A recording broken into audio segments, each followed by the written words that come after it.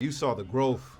Oh my God! Yeah, I've seen like 4 or 5 different Yeah, sure. Sean Edwards, generic interviews for Traffic. All right, cool. So what's up, my man? This has got to be exciting because how often do you get to work on a fully independent film? Not often at all. I mean, from before I was doing my last stint, which was kind of like a run at TV, I was doing mostly big budget studio films. But right now, if you want to tell a story, a real story, driven by characters and acting, independence is where it's at.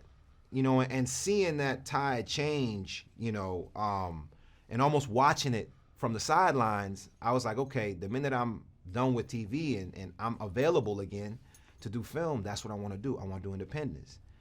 The beauty about this one is that, it's also part of a movement of, a renaissance of not just independent film, but black film, black independent film, written by a brother, directed by a brother, produced, by a black woman, financed, by a black man. So this is as far up the line as I believe I've seen when it comes to independent filmmaking by black people on a very, very high quality, and I'm proud of it.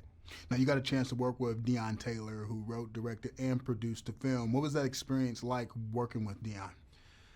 Deon is definitely, you could tell that he comes from the world of professional sports from the standpoint that he knows how to coach everybody, and he'll figure out what your language is very quickly and then talk to you in your language.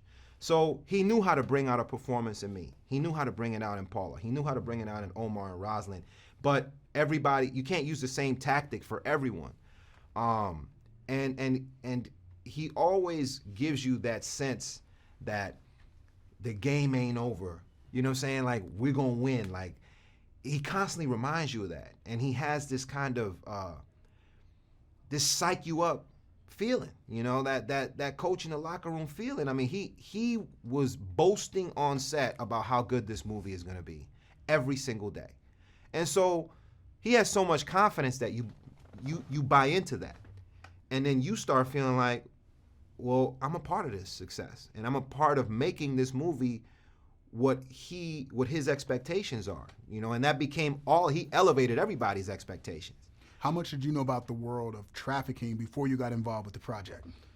Man, I'm gonna be honest with you. I didn't know that much about that world. I always thought it was a problem that existed overseas. I always thought that the obvious were like, the massage parlors and, things like that. But I didn't fathom that it could be happening with people in your everyday life, and you have no idea that they are a slave to someone because they're afraid of either their safety or their family's safety.